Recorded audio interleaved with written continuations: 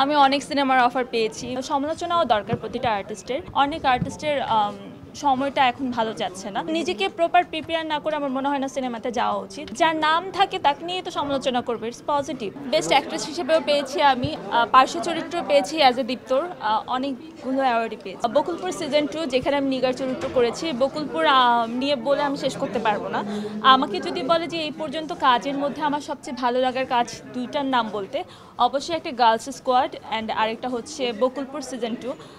নিগার চরিত্র নিয়ে আমি দর্শকের কাছে পৌঁছতে পেরেছি, দর্শকের অনেক ভালোবাসা পেয়েছি। সো আমার সবচেয়ে পছন্দের বাচ্চা বলতে হলে কাজগুলোর মধ্যে আমি বকুলপুরকে বলব। টেলিভিশনের নাটকগুলো তো প্রতিনিয়তই আমরা করতে থাকি। যখন একটা ওটিটির কাজ আসে সেখানে প্রিপারেশনের ব্যাপারটা একটু ডিফারেন্ট হয়ে যায়, একটু বেশি করে প্রিপেয়ার হতে হয়। আর গার্লস স্কোয়াড এত জনপ্রিয় একটা সিরিজ ছিল, সো গার্লস স্কোয়াড যখন করেছি তখন আমাদের প্রিপারেশনটা ডিফারেন্ট ছিল। আমরা অনেক আনন্দ নিয়ে ভালোবেসে কাজটা করেছিলাম, দ্যাটস ওয়াই দর্শকের ভালোবাসাটা অনেক বেশি পেয়েছিলাম। যখন ঢুকেছিলাম তখন আপনাদের ভালোবাসাটা এইভাবে পেতাম না। আর এখন যেহেতু কাজের সাথে সময়টা পেরিয়েছে বা সবাই পছন্দ করছে, এখন আপনাদের ভালোবাসাটা পাবে। আমাদের পারিপার্শ্বিক একটা চেঞ্জ এসেছে, সো এই চেঞ্জের পরে না যে কাজগুলো হচ্ছিল, যারা লগ্নি করছিল তারা এই মুহূর্তে লগ্নি করছে না, দ্যাটস ওয়াই অনেক কাজই হচ্ছে না। যেমন আগে আমি বলবো আমি যদি 10 থেকে 12টা সিরিয়াল করতাম, এখন সেটা নেমে এসেছে 5 থেকে 6টায়, বিকজ প্রডিউসার আগের মতো লগ্নি করছে না বা সেই সিরিয়ালগুলো এখন অন এয়ার হচ্ছে না।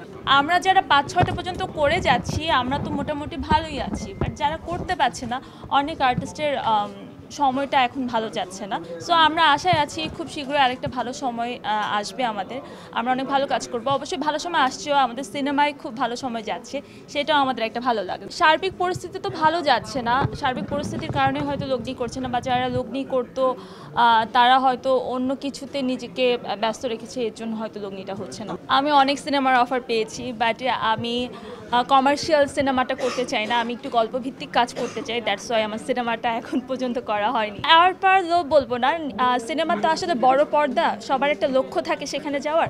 সো নিজেকে প্রপার প্রিপেয়ার না করে আমার মনে হয় না সিনেমাতে যাওয়া উচিত। নিজেকে তৈরি করছি, যখন তৈরি মনে হবে, যখন আমার মন মতো স্ক্রিপ্ট আমি হাতে পেয়ে যাবো, আমি তখনই সিনেমা করবো। আমি ভালোটা সবসময় এনজয় করি, খারাপটা সমালোচনাও দরকার প্রতিটা আর্টিস্টের। আর যার নাম থাকে তাকে নিয়ে তো সমালোচনা করবে, ইটস পজিটিভ।